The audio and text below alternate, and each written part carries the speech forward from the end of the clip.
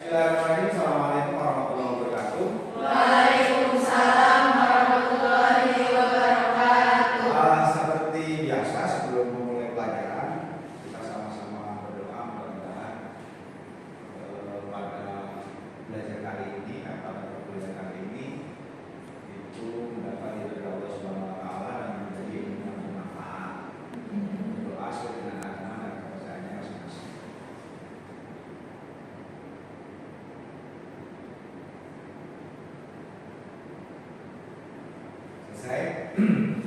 Nah, pada pertemuan sebelumnya kita sudah membahas tentang pendapatan nasional ya. Sedikit saya review mengenai konsep pendapatan nasional, pengertiannya, kemudian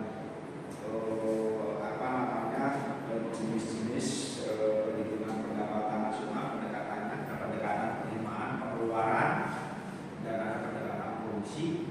Kemudian ada konsep-konsep pendapatan yang lain, yaitu hitungan dari GDP sampai pada disposable income. Nah, kita saat ini adalah salah satu komponen dari pendapatan nasional itu adalah konsumsi. Nah, konsumsi ini berbeda dengan konsumsi yang sebelumnya. Nah, coba sedikit menurut pendapat Anda, ya, kira-kira konsumsi itu apa? Konsumsi pasti Anda kan setiap hari konsumsi. Whatever. Apa kira-kira konsumsi? Secara berdasarkan pada pemahaman Anda saja.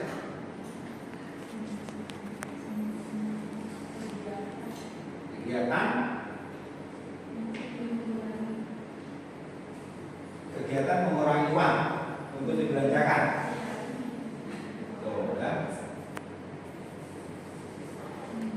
Oke, jadi konsumsi itu seseorang memenuhi kebutuhan hidupnya, mengeluarkan uang untuk memenuhi kebutuhan hidup, untuk rumah tangga, ya seperti kita, ya itu mengkonsumsi barang dan jasa. Mengkonsumsi barang itu ya macam-macam segala jenis barang, mulai dari pakaian, baju, pakaian, kemudian alat-alat kesehatan. Ya, kalau perempuan lebih banyak ada lipstik ya. Baik, nah secara khusus ya, pada perkuliahan kali ini kita akan mahasiswa itu ya ini kalau dalam biasanya kalau di sekolah itu namanya tujuan pembelajarannya. Nah, dalam mahasiswa mampu menjelaskan konsep perhitungan tabungan konsumsi dan investasi. Jadi kita pada posisi konsumsi secara umum. Nah, kemudian secara khusus konsep konsumsi dan tabungan, kemudian menghitung konsumsi, ya secara sederhana. Anda kan bisa menghitung tuh setiap hari berapa sih konsumsinya, gitu, ya. Uang saku aja berapa uang sakunya sehari? Ya tentu. Nah, saya sekarang menanya, sehari Anda dari rumah ke sini itu bekalnya berapa? 35, 30, 40, 25, 30. Bulanan berapa per bulan? 900. Ya tinggal kali aja 21 per 22 ya. Kan kuliah tidak seminggu nggak 5 kali. Kuliah berapa seminggu berapa kali? 5. Oh 5 ada semua ya full. 50.000 gitu. Kalau saya sehari nggak mesti gitu. Ya memang kadang-kadang itu relatif ya, tapi average sekitar antara 25.000 sampai 50.000 itu rata-rata. Mungkin sehari itu bisa lebih, sehari itu bisa kurang. Nah itu udah macam-macam alokasinya untuk beli A, untuk beli B, untuk beli C, beli D dan seterusnya. Ya kan? Kalau nanti siang ada kuliah, berarti makan siang. Nah overall kalau di total asumsi rumah tangga satu, rumah tangga dua, rumah tangga tiga, ini namanya konsumsi nasional. Gitu loh. Jadi dihitung tuh pengeluaran konsumsi rumah tangga. Nah, ntar pengeluaran konsumsi perusahaan, nah itu bahasanya nanti investasi. tabungan, sisa pendapatan yang tidak digunakan konsumsi oleh rumah tangga itu namanya tabungan. Ada punya tabungan kan? Ada yang punya, ada yang enggak. Jadi tabungan itu biasanya penuh itu di bulan-bulan apa? Di minggu pertama di tanggal 1 sampai tanggal 7 penuh tuh. Ya, bahkan mungkin kita masih bisa menggunakan konsumsi itu sisa belanja yang kemarin, bulan kemarin kalau nggak ada kegiatan. Kita identifikasi faktor penentu konsumsi apa dalam tabungan, kemudian membandingkan konsumsi Indonesia dengan luar negeri, tabungan, gitu kan? Dan tabungan kemudian mengaplikasikan ke dalam konsumsi tabungan ke dalam kehidupan sehari-hari. Ini takdirnya. Sebenarnya kita belajar konsumsi bukan hanya theoretical oriented, tapi juga kita bagaimana bisa hidup kita itu bisa menjadi hemat. Gitu. Jadi membelanjakan sesuatu berdasarkan pada preferensi. Dulu waktu belajar mikro behavior orang individu mengkonsumsi barang itu berdasarkan pada preferensi, mana barang yang disukai dan didaftar kalau perlu. Ya teorinya Bosen itu ngomong, oh kalau baju yang sering disukai itu pasti utilitasnya tinggi. Sering kali dipakai tuh, ya kan? Kerudung juga sama, pasti ada loh. Gitu. Kalau pakai baju ini rasanya nyaman gitu. Mungkin bisa sebulan sampai 2-3 kali itu dipakai. Gitu. Tapi kalau yang nggak suka, nggak pernah dipakai-pakai. Mulai dari beli pakai sekali, di lemari aja itu. Yang ini tadi. Coba dah. Apalagi ya mama, kalau wanita itu pasti dari berpakaian itu jauh lebih banyak, ya, gitu. Pasti more and more, pasti beli lagi. Baju yang 5 biji belum dipakai udah beli lagi. Oke ya. Jadi itu yang kita bahas fokus nanti kita fokus di konsumsi pengambilannya. Nah, ada 4 teori yang kita bahas ya. Nanti secara definisi tadi secara umum sudah. Kemudian kita bicara teori ini karena mahasiswa kita harus secara satu tahu tentang teori konsumsi barang. Paling tidak ada 4 yang kita bahas. Ada hipotesa pendapatan itu John Maynard Keynes. Jangan ngomong Keynes. Keynes. Kemudian ada hipotesa daur hidup, orang itu hidup gak hanya sekali, kita bahas. Kemudian ada hipotesa pendapatan relatif, jadi pendapatan relatif itu ada perbandingannya. Yang kita terima itu seolah besar, ternyata ketika dibandingkan dengan yang lain pada lebih besar.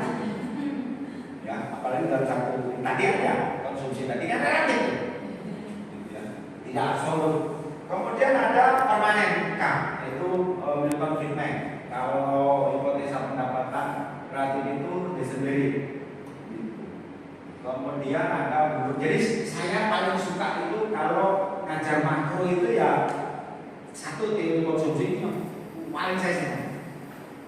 Dan kemudian yang kedua itu ISLM yang kemarin yang kita bahas. Oke. Nah, coba menurut pendapat Anda apa ini gambar-gambar ini? Satu orang dulu. Saya Pak. So, nomor 1 apa? Tadi saya tadi. Ya, silakan. Yang gambar pertama itu adanya transaksi jual beli, Pak. Yang pertama. Orang lagi ngapain kira-kira? Itu transaksi jual beli yang pelanggan itu beli sayuran, ngasih uangnya ke penjual. Oke, beli sayuran buat apa kira-kira? Untuk membeli kebutuhannya, bukan pokok. Buat pemenuhan kebutuhan di rumah ya, rumah tangga ya. Oke, kemudian ada lagi.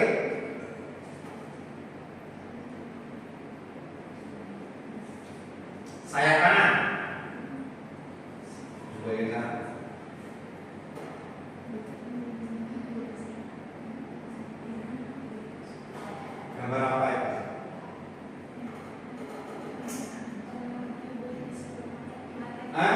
belinya di supermarket.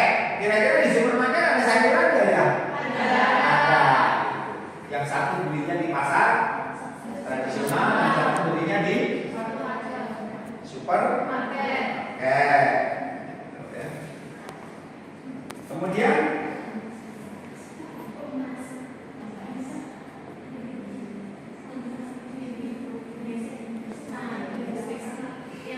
ini, ya itu bisa dianggap ada yang punya persepsi sebagai investasi Anda. Ada nggak kira-kira orang untuk konsumsi emas, bukan untuk investasi?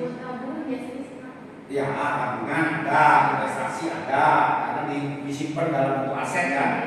Ada nggak orang beli untuk konsumsi? Banyak. Ya kan, Anda kalau beli dipakai, ya kan? Dipakai juga. Gelang kanan kiri oke. Kemudian kalau perlu kakinya, ya kan? Ada kan kakinya? Coba lihat. Nah, kemudian sini kan? Di anti-anti. Kanan kiri oke. Kurang di hidung di sini. Ada kan? Ada. Bahkan di kakinya aja itu ada yang di sini. Yang di sini nih. Yang centil-centilnya ini. Gitu kok ada gitu. Ada juga di tempat lain yang nggak perlu saya sebutkan. Bisa. Jadi kalau mahasiswanya waduh semua begitu, saya ngomongnya paling ganteng sendiri sama saya sendiri. Ya. Oke, kemudian gambar terakhir. Liburan itu konsumsi nggak? Konsumsi. Jadi orang itu kalau sudah bekerja, ya kan kuliah itu kebutuhan yang sifatnya non barang. Ya, atau spiritual salah satunya, atau kebutuhan yang lain, ya, yang tidak nyata, itu perlu juga, ya, seperti refreshing, ya kan? Kenapa kita itu perlu refreshing karena itu, ya, meskipun bentuknya beda-beda, gitu, kan? Juga ya kalau orang agamanya tekun, itu refreshingnya itu langsung mengabdikan diri kepada Tuhan yang Maha Kuasa. Kalau yang non Islam mungkin perginya ke gereja, ya kan? Kalau orang Islam ya mungkin begitu ada pusing, kalau agama saya bikin Islam ya, nah itu saya ambil air dulu, muara ngambil air dulu. Mungkin tip yang agama Islam. Jadi kalau semua marah-marah pun kita ambil air dulu, sholat 2 rakaat. Insya Allah itu marah kita kan. Oke, nah ini semuanya bagian dari konsumsi. Jadi bukan kebutuhan yang sifatnya barang saja, tapi yang barang juga sama.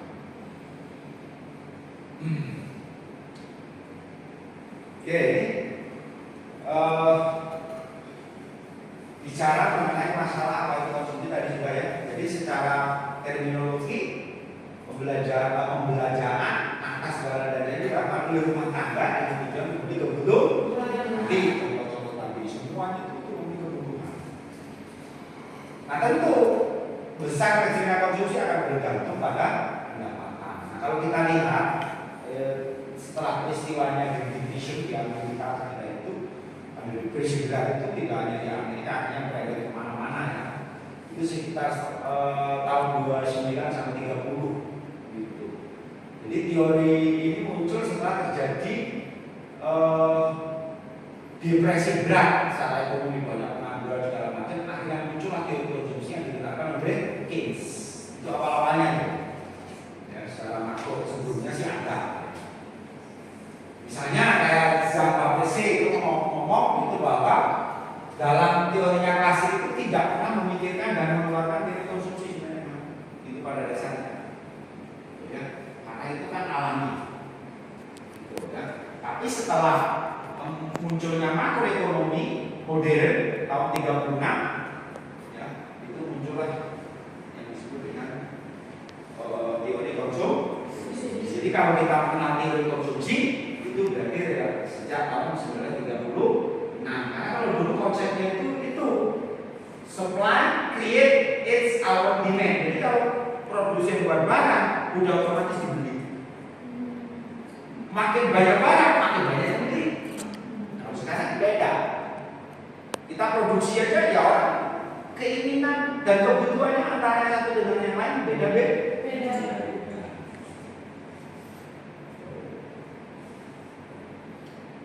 Nah, kemudian kalau kita bicara fungsi secara matematis itu bahwa pendapatan itu merupakan konsumsi itu fungsi dari pendapatan. Artinya sedikit besarnya itu ditentukan oleh konsumsi, gitu ya. Sehingga konsumsi, kemudian hanya itu konsumsi otonom. Konsumsi otonom itu gini. Jadi ketika pendapatan nggak ada, konsumsi kan tetap jalan. Makanya nilai A itu harus positif. Beda dengan tabungan. Orang boleh nggak punya tabungan. Tapi kalau konsumsi, kudu bisa nggak kalau manusia itu makan ditunda? Nggak bisa. Pak, saya mah hari ini makan. Tapi makan lagi kapan? Sebulan lagi mati. Gitu ya. Kemudian B itu namanya kecenderungan mengkonsumsi marginal. Jadi tingkat nanti ketika ada naik berapa kali kenaikannya, jadi namanya kecenderungan mengkonsumsi marginal. Itu yang secara itu sudah disinggung di waktu belajar pendapatan nasional juga masuk. Nah, Y-nya pendapatan nasional. Gitu. Nah, ada dua konsep untuk mengenai sifat hubungan antara pendapatan disposable. Nanti kalau pendapatan disposable itu pendapatan dikurangi pajak. Berarti Y sama D. Nanti kalau pertemuan-pertemuan ke depan ada Y di bawahnya D, itu berarti pendapatan disposable. Artinya pendapatan setelah dikurangi pajak. Contohnya apa, Pak? Contohnya nyata. Begitu Anda bekerja, tanda tangan, uangnya dibawa pulang, itu adalah disposable income. Atau pendapatan yang siap di. Baik, kita lihat teorinya Keynes. Jadi Keynes itu mau ngomong bahwa satu-satunya yang mempengaruhi konsumsi itu adalah pendapatan absolut. Jadi mutlak. Tanpa ada pendapatan, orang tidak akan bisa meningkatkan konsumsinya secara terus-menerus. Nah, menurut Keynes, hubungan antara pendapatan nasional dengan pengeluaran konsumsi keduanya dinyatakan dengan menggunakan tingkat harga konstan. Jadi asumsi harga itu tidak banyak berubah, namanya konstan itu tetap. Jadi mengabaikan adanya inflasi. Pendapatan terjadi disebutkan bahwa pendapatan nasional menentukan besar kecilnya pengeluaran konsumsi. Makin besar pendapatan, konsumsi makin meningkat. Itu sudah pasti. Itu orang gaji belum naik aja udah bingung aja besok mau nyicil apa. Bener nggak? Kayak kemarin itu, kalau PNS ya, itu begitu pendapatannya mau naik tuh. Tahun 2024 ini naik kalau pensiunan 12%. Kalau pegawai aktif, PNS aktif itu naiknya 8%. Udah gitu hitung tuh, waduh bisa naik 8%. Kalau gaji pokoknya sekarang 4 juta, tinggal 8%, lumayan 320. Gitu ya, keren. Apalagi kalau nanti diangkat jadi kepala sekolah atau diangkat jadi manajer di perusahaan, waduh bukan mikirnya. Gitu ya. Kalau saya sebagai dosen ingin jadi profesor aja udah lihat Pak, kalau dapat duit sekian itu udah gitu sama aja itu manusiawi.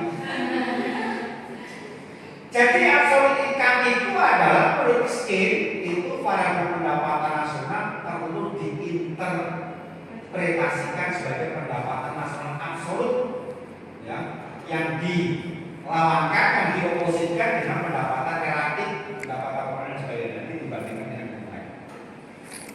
Gitu. Nah, bentuk fungsinya seperti ini kita lihat. Menurut Keynes itu, ini adalah pendapatannya, ya kan, yang di atas konsumsi. Nah, ini adalah garis diagonal, itu mencerminkan bahwa Y sama dengan C, harusnya Y sama dengan C. Salah ketik. Nah, di mana pada saat keseimbangan terjadi, C fungsi dari Y itu sama, yaitu pada saat terjadi perpotongan. Gitu.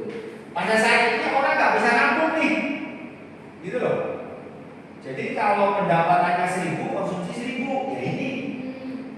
Kalau di sini pendapat ini kan konsumsi di atas, konsumsinya 1000, pendapatannya di bawah 1000. Jadi di sini darah ini nggak bisa nabung orang, apalagi di sini. Makanya ada nilai A kan. Nilai A kalau kita tarik ke sini nanti di saving.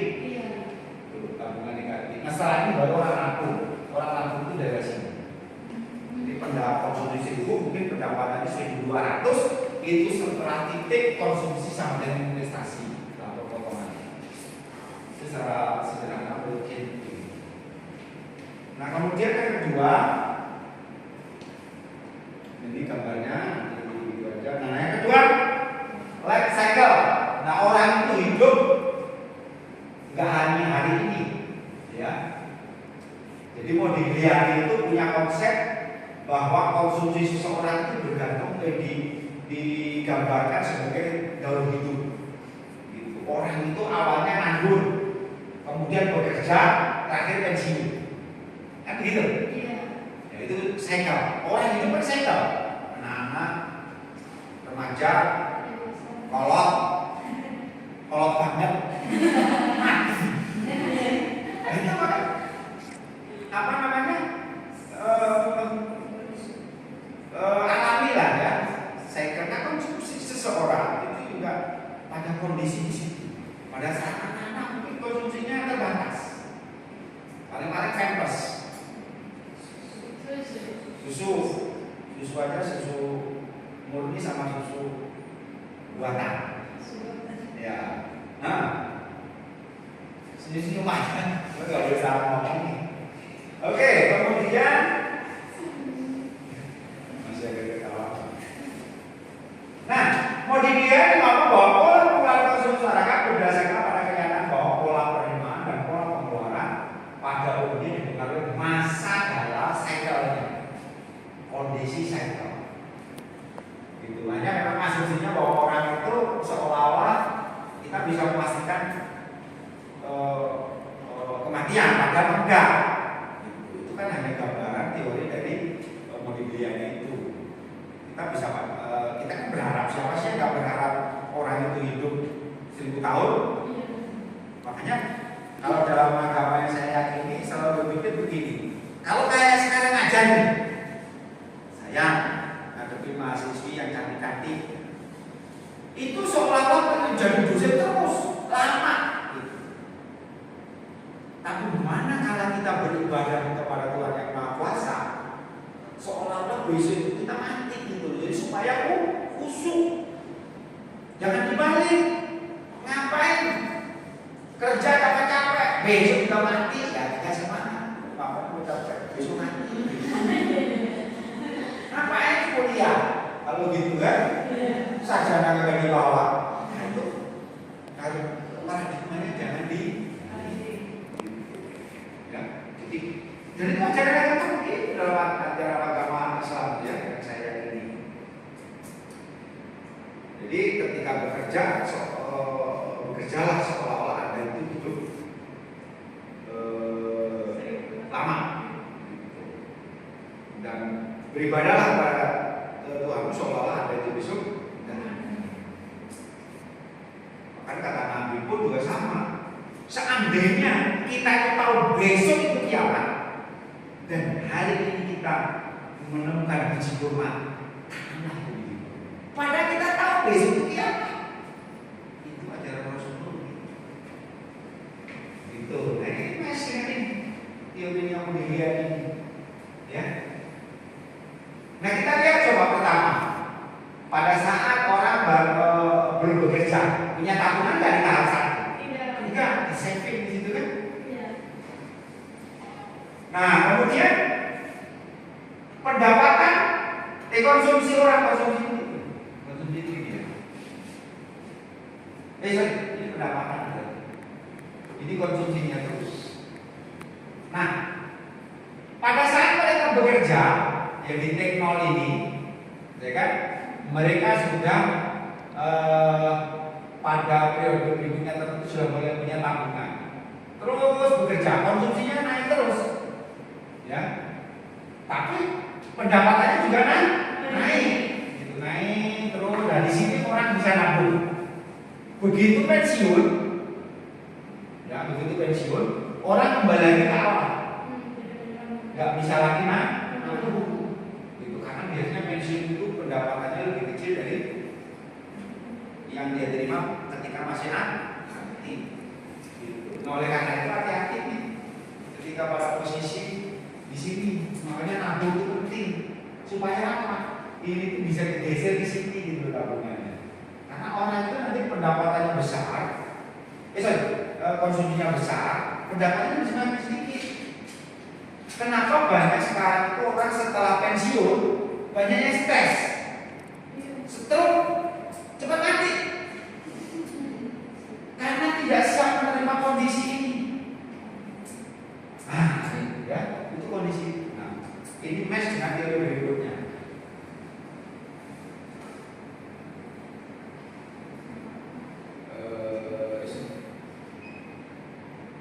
Nah, jadi teorinya Duesenberg ini itu melengkapi daur hidup.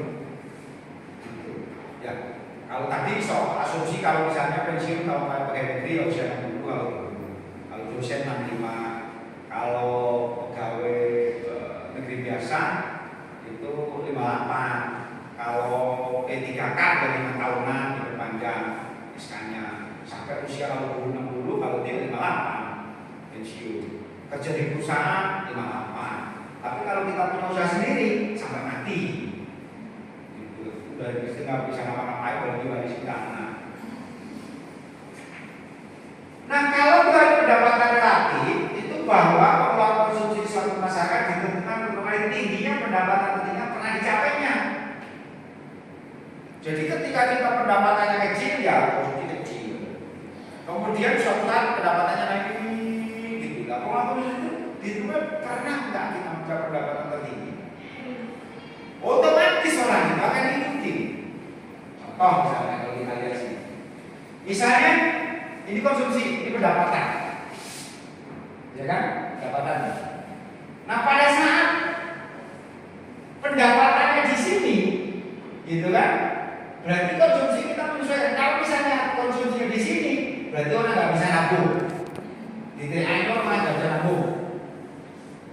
Di sini Y0 ini pada posisi di mana kalau kita asumsi satu ya, orang nggak bisa mengkonsumsi. Gitu. Tapi begitu pendapatannya naik, orang langsung menyesuaikan konsumsinya di sini. Udah mikir-mikir kan yang saya sebut tadi. Jadi kalau pendapatannya naik, besok orang udah sekarang aja udah utang duluan, jangan ngambil barang duluan. Tenang, besok gaji gua naik. Naik gitu. Demikian seterusnya. Tapi manakala dia sudah pensiun atau pendapatannya turun atau dia kena PHK, orang itu selalu menjaga konsumsi masih di sini. Gitu. Enggak langsung adjustment ke bawah. Gitu. Jadi katakanlah misalnya hari ini jadi kepala atau jadi rektor atau jadi dekan. Terus pasti punya tunjangan ini. Begitu besok saya turun menjadi dekan, gitu ya. Konsumsi saya itu nggak otomatis ngikutin gitu loh. Masih menyesuaikan pada pendapatan tertinggi, ya kan? Mobilnya juga masih bagus. Harusnya tadinya jadi dekan, misalnya pakai Innova, begitu nggak jadi dekan, ya akan salah gitu. Diturunin lagi pajaknya murah, bensinnya murah gitu. Terus tadinya makanya di Padang, makanya di IMS lah. Mantep gitu. Harus diturunin segera. Di rumah juga demikian. Tadinya listriknya 4.000 ya besar. Di Indonesia kita lihat ya, kalau di Jakarta Timur, Jakarta Selatan itu cukup tinggi ya. Terus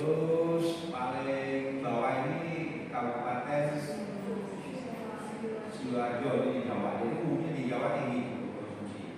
Kemudian kalau kita bandingkan dengan beberapa negara, yaitu share terhadap GDP, nah itu Indonesia tahun 90, ya kan? Ini Filipina, ini Vietnam, sampai beberapa negara Asia dan termasuk Amerika ini kan termasuk kecil ya. Tapi Cina lebih kecil, padahal penduduknya lebih banyak. Singapura penduduknya lebih sedikit. Ini aneh nih, Cina sedikit. Tapi di 2000 makin kecil ya, penduduk di Cina itu. Nanti banyak orang puasa di sana itu. Ya, Filipina mau ini mau boros di Filipina. Gitu ya. Ya tergantung GDP sih, kalau GDP-nya besar, berarti gross domestic product itu di-drive oleh investasi, gitu ya, bukan oleh konsumsi.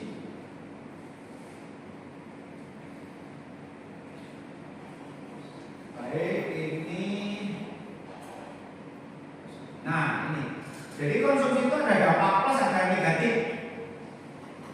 Jadi dapat menjaga keberlangsungan siklus ekonomi bagi konsumen serta produsen. Di Indonesia itu konsumsi menjadi trigger perekonomian.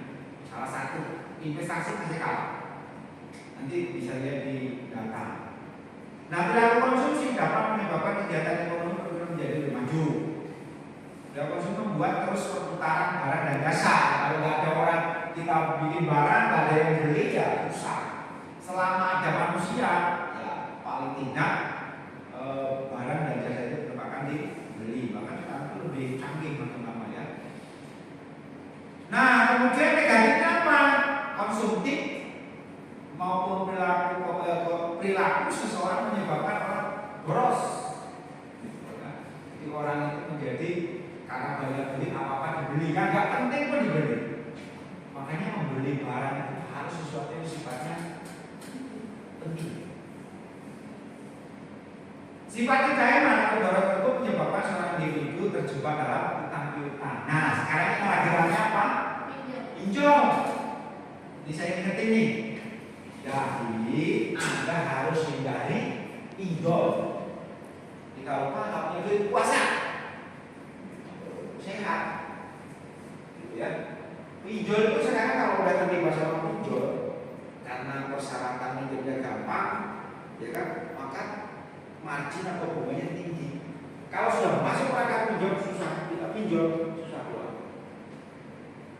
Makanya di online kan cukup dengan KTP 5 menit cair.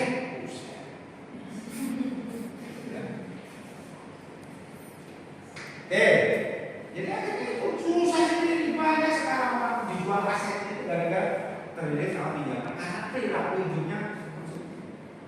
Jadi jangan lihat orang gitu, harus banyak bersyukur. Oh iya, orang lain yang susah kita masih makan ini.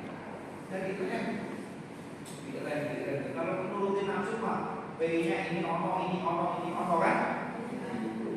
Kemudian tetangganya beli bangun rumah berian, beli mobil baru sakit. Itu jadi karena nafsu. Itu melihat tetangganya kalau lagi mati. Ya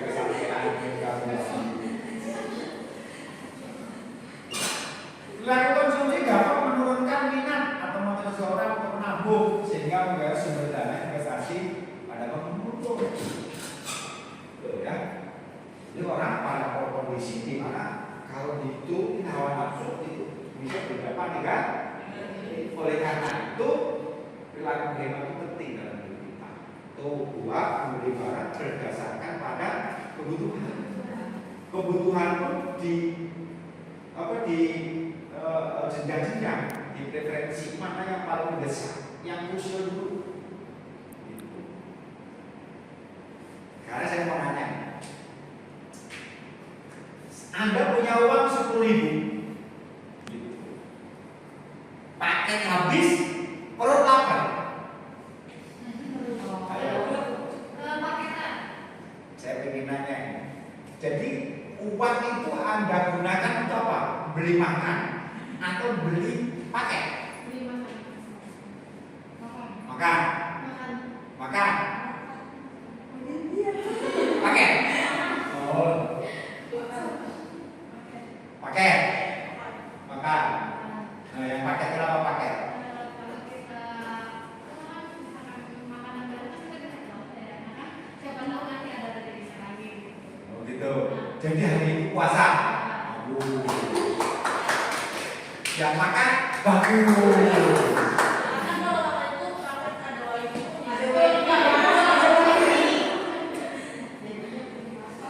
Jadi kalau nanya kayak ini ya, ya semuanya argumentasi benar. Atau mungkin argumentasi, kalau Pak 10.000 saya belikan paket goceng kan ada. Ntar yang 5.000 lagi gorengan. Kolesterol dah.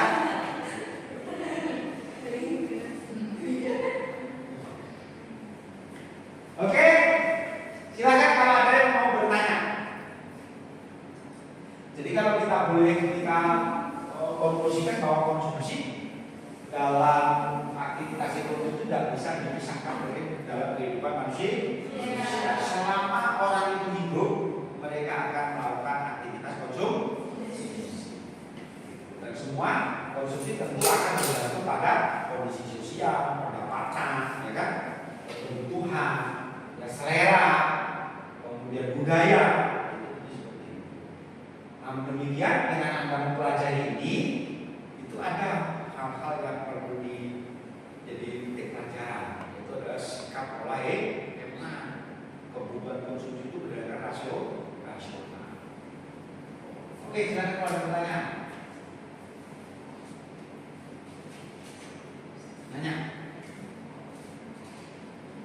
Pak. Ya, silakan. Pak, izin bertanya. Mungkin ini sedikit berhubungan sama materi yang ini ya Pak. Ya. Tentang isu tapera. Tapera, tabungan perumahan rakyat. Oke, yang mau ditanyakan? Mungkin kan orang-orang juga kondisi kebutuhannya nggak sama ya Pak dengan adanya tapera ini. Menurut Bapak dengan adanya tapera ini tuh berdampak bagi masyarakat itu masyarakat ini menjadi sejahtera atau sebaliknya Pak tentang tapera ini? Ya, oke. Sebenarnya dari tujuan awalnya tapera itu bagus, gitu. Jadi supaya penduduk Indonesia itu bisa mengakses membeli rumah, gitu, dengan iuran yang begitu tidak terlalu tinggi. Jadi dari sisi tujuan bagus, tapi karena ada beberapa persoalan, ya ada mungkin dari sisi aspek penyimpangan yang dilakukan oleh orang tertentu, dan juga nanti ketika pada saat pencairan itu juga sulit, nah itu yang menjadi susah. Gitu. Sebenarnya kalau kondisi dia dari awal itu sesuai dengan cita-cita dan tujuan awalnya, harusnya tidak menimbulkan konflik. Begitu.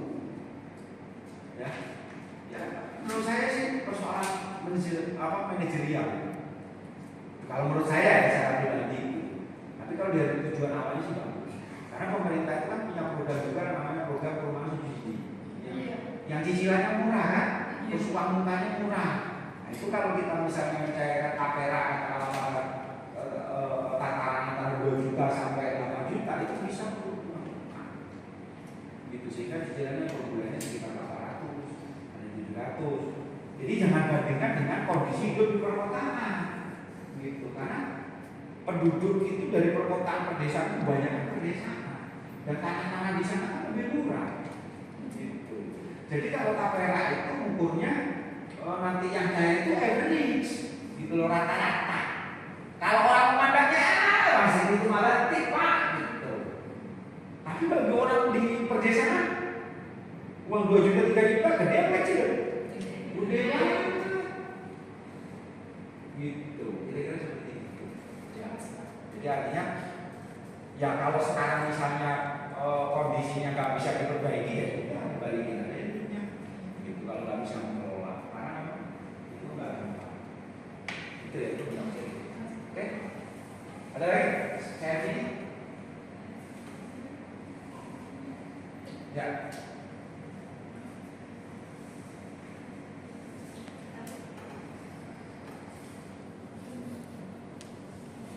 Ya. Yang bertanya. Ya.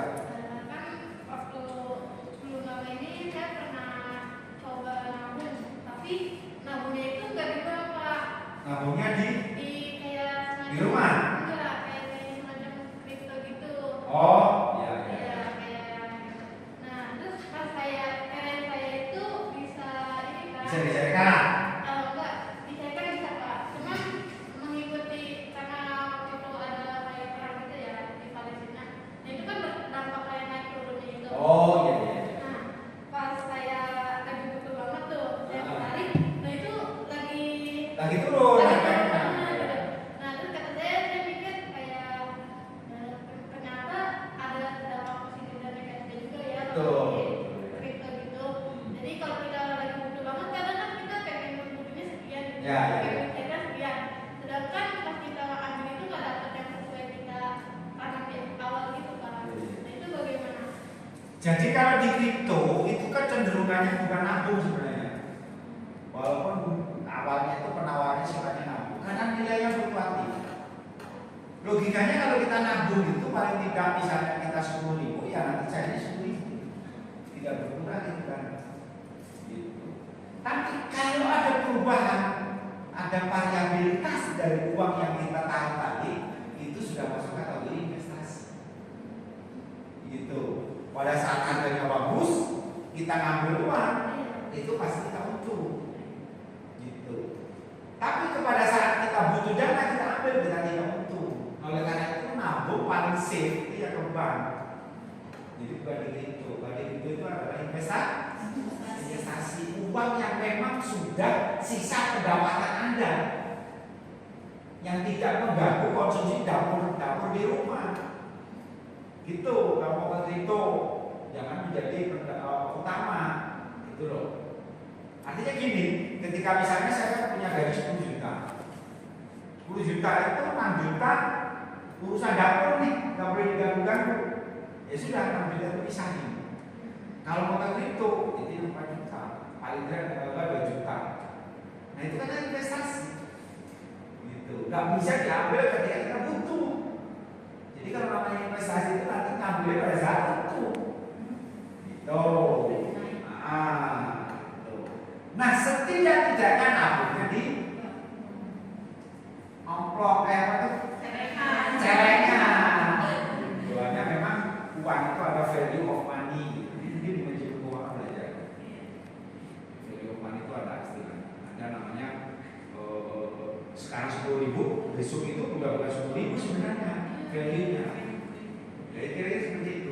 Jadi pertimbangannya ketika nabung, saya sarankan celengan setidak-tidaknya di rumah, kalau nggak di rumah. Tapi kalau celengan kok nggak mau dibobol. Ya, tapi paling tidak kalau kita nabung di bank, ya memang ada potensi berkurang kalau uangnya tetap, karena ada biaya administrasi. Ya kan itu aman kalau di bank, nggak ada yang bobol kan dibalikin, kita bisa klaim. Beda di rumah. Di orang tulis yang aku nanti. Itu ya.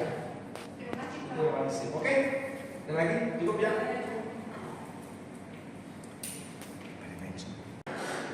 Baik, untuk pertemuan kali ini saya pikir untuk teori konsumsi sampai di sini. Nanti untuk next time kita belajar tentang tabungan dan nanti juga investasi atau tabungan itu sudah terlalu banyak. Gitu ya.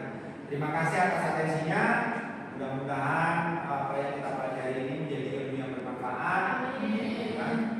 Saya berdoa mudah-mudahan Anda juga sehat selalu. Kalau ada kurang lebihnya dari saya dari perkataan, perbuatan, atau dari kata-kata dari tindakan yang kurang berkenan, saya mohon maaf ya. Saya kira kita baca sama-sama alhamdulillah ya.